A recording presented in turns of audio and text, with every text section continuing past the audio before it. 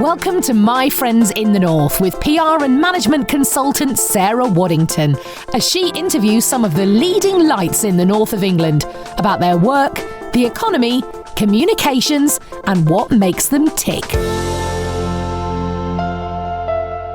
Hi everyone, My Friends in the North is back. As you all know, Friends in the North is a 20-minute podcast series from me, Astute.work owner Sarah Waddington, in which I interview some of the region's leading business figures.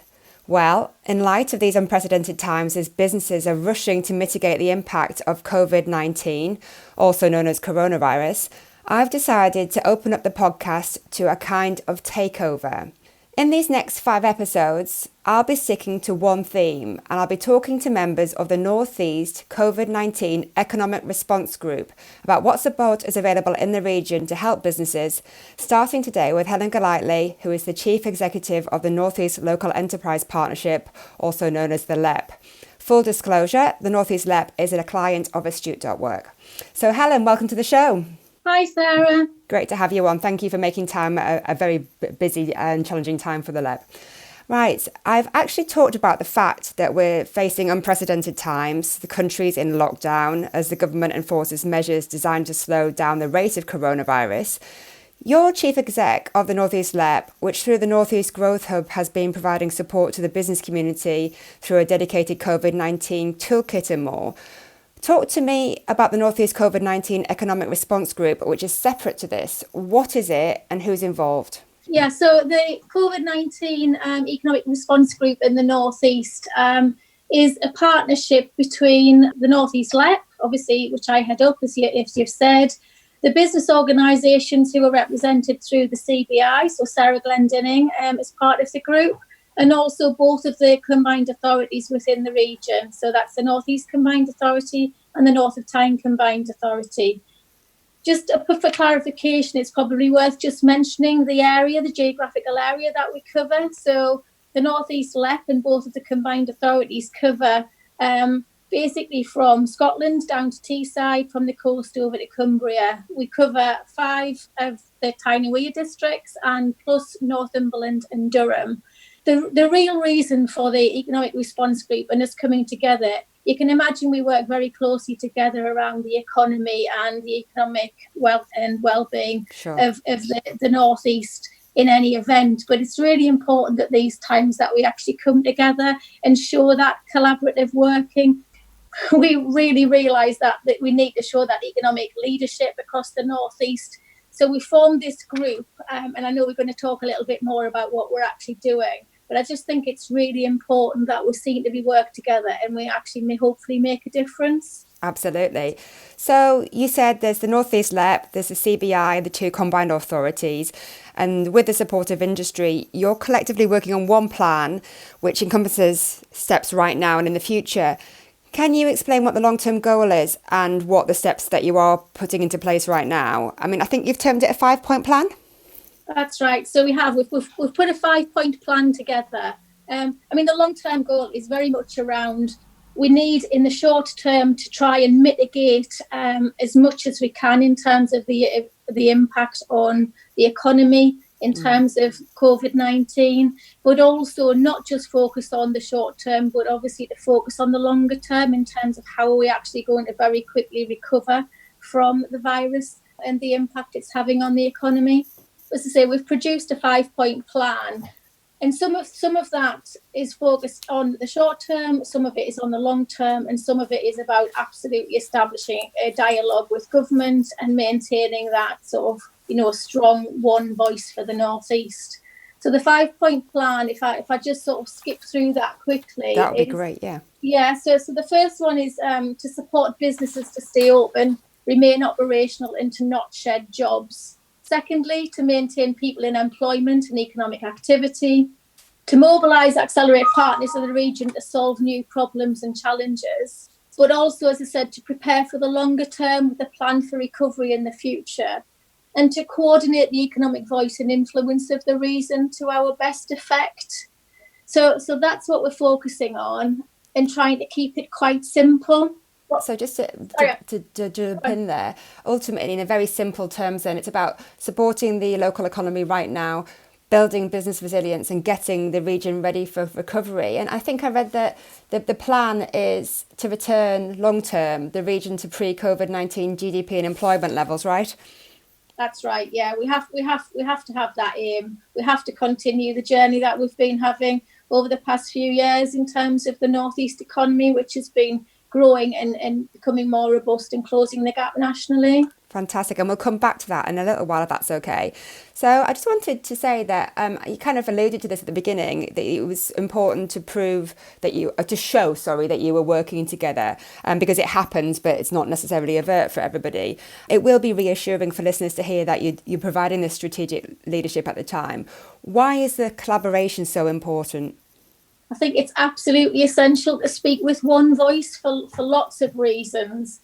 I think firstly, we need to have one sort of consistent message for businesses and to have one go-to place. There's a lot of messaging coming out of government. We watch the news several times a day, and it's really confusing for businesses and self-employed people to understand where to go and where to get the information from. So streamlining really important in terms of helping put everything collectively in one place for everybody to access. Absolutely. So it's about trying to have one place for everybody to go to. It's also about how that we need to obviously work efficiently together. So as you can imagine, everybody's mobilised incredibly quickly over the last 2 or 3 weeks in terms of trying to add support. But there's no point everybody trying to do the same thing. So it's very much trying to have that coordination and understand, who's strong in delivering various aspects of that and how we work best to do that. And then I think in terms of the one voice, the really key issue for us is that how do we coordinate the region's messages to government? So there's a number of ways we do that, but it's very much around understanding what's happening out there with businesses and the self-employed, what are the issues that they're facing, and feeding those very, very quickly through the mechanisms we've got up to government, who can potentially offer more assistance or clarification in terms of some of the assistance and schemes that they've put out. Well, fingers crossed that collective influence will deliver greater impact. Talk to us a little bit more about the biggest issues that businesses and the self-employed are facing right now. Where should people go to for help and advice? We're advocating that we use the North East Growth Hub, which is an online resource, but there's also people at the end of a phone that you can telephone and have a conversation with who are trying to help. You can find that on www.northeastgrowthhub.co.uk. So we're trying to put all of the information and trying to make that clear to everybody in terms of where to go. So that's really important. But it's also about how do we then engage with others through that as well. So keeping businesses open and people in employment is a real key priority for you right now. What support outside the Growth Hub is there in regards to this? I mean, obviously the government have announced a raft of interventions across the past 10 days. Absolutely. So there's a whole host of different sort of schemes, and as we know, the daily sort of updates from government have announced, particularly in the last week or so, a number of initiatives. So whether that's the interruption loan fund, the employee retention scheme, the small business grant scheme, it's quite a confusing landscape out there for businesses and the self-employed. So what we've tried to do is basically turn that into quite simple messaging and trying to make it clear where people can actually go for help. Which is great. So, and obviously I'll signpost to the different resources at the bottom of the show notes as well. We'll be delving into more depth into each of the 5-point plan on coming episodes. But I think people will be interested in the fact that you're looking to businesses a business and industry, I guess, to help solve the challenges facing the North East right now. Can you talk a bit more about this? Because this is actually quite an interesting area in terms of how people are and businesses are responding, but actually how it can help bring some interventions that are desperately needed right now. Yes, so government have put out a number of sort of what we call challenges, and challenges are where we basically need to solve a problem together. So government have put out a number of challenges. Again, these are listed on the North East Growth Hub for information. So is that listed under call directory at the moment? I can double check, but I'm pretty sure that people want to look for it. It's under the call directory, isn't it? It is. But to give you an example of that is around sort of increased production of ventilators, for example. So there's a call out for manufacturing companies who can potentially start producing ventilators to start doing so. So it is that type of thing. It's where government really need everybody's help in terms of solving those problems. So we've seen businesses pivot already, haven't we? So there's been gin distilleries making hand sanitizers. So it's that kind of thing. So businesses, if you're able to help, or you have facilities or goods or products that you might be able to put to better use, please keep your eyes peeled, I guess is what we're saying here. Yeah, and that's, I think, the other thing just to mention is there are national challenges, as we've highlighted, but there's also lots of people actually coming to us offering help, and we're also trying to do sort of a match-up scheme, which, as you can imagine, is quite complicated, but we're trying to do things at the local, regional level as well as just the national calls. Fantastic. So North East Growth Hub for people who want to know more about that, and actually just to be signposted to support generally as they're moving through this period of turbulence. Just to come back to, we talked about pre-COVID-19 levels of GDP and employment. How will the work of the North East COVID-19 Economic Response Group impact the Strategic Economic Plan, which in its simplest form is basically designed to increase the number of jobs in the North East by 100,000 by 2024? Yeah, so the Strategic Economic Plan is a 10-year plan, as you say, from 2014 to 2024. And the main performance that we're geared towards is around creating 100,000 more jobs. We're also focusing on the strategic economic around what we class as better jobs, so managerial, technical, professional jobs. The latest figures pre-COVID-19 were that we were at 74,000 jobs created, which is sort of 6 years in, which is a really positive number to be at. Clearly, you know, we've got economists within the North East LEP trying to understand what's actually happening and potentially map out what the impact of COVID-19 is going to have. I think the key thing with the Strategic Economic Plan is it is a long-term plan. We've identified in the past where we need to focus upon in terms of what we think are the key sectors that will best add value to the North East economy and how we move forward. I think, you know, that's not going to change overnight, but obviously we won't just continue. It won't be business as usual. We need to actually look at what are the scenarios that we need to focus upon. How do we need to change the plan around that?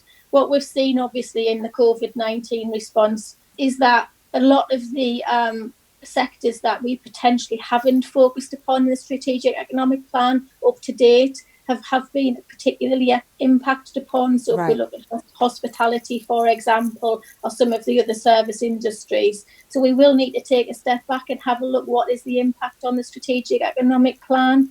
Similarly, we're writing a local industrial strategy. We will need to look at that and look at to see what the impact of the local industrial strategy will be and how we need to focus that in terms of how do we best recover from the position we find ourselves in. Is it going to be a quick bounce back? We don't know that yet. Or is it going to be a slower recovery? So please be assured that we are, you know, working through the economics of all of this, if you like, but also thinking ahead as part of the 5-point plan and the response group around, you know, how do we, you know, recover from this situation quickly. Had a very similar discussion yesterday, Helen. It's very difficult to see whether it's going to be like what everybody hopes is more of a martini shape rather than a soup bowl effect, which is obviously what we had with the recession 10, 12 years ago. So fingers crossed that it is a quicker bounce back this time round. But good to know that obviously you'll be revisiting the Strategic Economic Plan and seeing how that is affected, and obviously then taking it forward in the most appropriate way according to the current situation. One of the things I really like about you, Helen, is that you're always very pragmatic. What makes you optimistic that the North East can withstand the impact of coronavirus? I mean, the first thing I think I want to say on that, Sarah, is that, you know, we all need to be incredibly sensible. At this time, we need to heed government advice and NHS advice. But I think in terms of how do we, you know, recover from this, in terms of from the economic point of view, it's very much, I think, we need to focus on actually as the North East, we're actually got a great collegiate spirit. We've got a hugely strong work ethic. You know, and I'm absolutely confident that all of the businesses will really, really strive to bounce back. They have to. It's their livelihoods as well as the economy. So I think, we're always blessed. And if you've heard me talk before, Sarah, about the North East, and I'm really, really passionate about it. But I think it comes down to the people at the end of the day. The people are absolutely passionate about the North East, and we're very resilient. And, I was about to say the word resilient. I think it's in our DNA. Yeah, we're absolutely resilient, and I do have a lot of confidence that everybody, when we get the chance, will really, really strive to bounce back and get the economy back to where it was. That's great. Let's end on an upbeat note. What's made you smile today? What makes me smile today, and probably over the last few days, is that, despite what's going on around us, in all of this, the incredibly sad news you see on the TV, is that the offers of help that are flooding in, and that's whether it's via the North East COVID Economic Response Group, or whether you see it, help going into the NHS, that makes me smile, because it makes me realise, actually, we're a really caring population. Everybody really genuinely wants to do their bit to help out. So that's what makes me smile. That's what keeps you going, is when you get an email, when somebody offers help. And I'll give you an example. Yesterday, there was a hotel in Newcastle who emailed to say, obviously, they're closed, but they've got a number of bedrooms, and could they become available for NHS workers or other key workers? It's that type of thing that makes me smile. Yeah, that's it's when the community comes together for the common good, isn't it? Which is just fantastic. Helen, thank you so much for an insightful interview and for talking to us at a very busy time about the work of the North East COVID-19 Economic Response Group. Big thanks also to all the partners within that and to the team at the LEP, who I know every single person is working incredibly hard at the moment, flat out to do what they can to provide support. And I'd just like to say that that's appreciated. And for listeners, if you'd like to know more, you can follow at North East LEP on Twitter. There's also Growth Hub North East. I forgot to put my teeth back in. You can visit the North East COVID-19 Economic Response Group page on the North East Local Enterprise Partnership website, and that's at www.nelep.co.uk. Thank you very much, and until next time.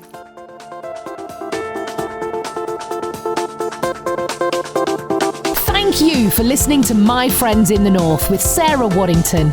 You can find Sarah on Twitter at Mrs_Wads, or get involved with the podcast by emailing sarah@astute.work. See you next time.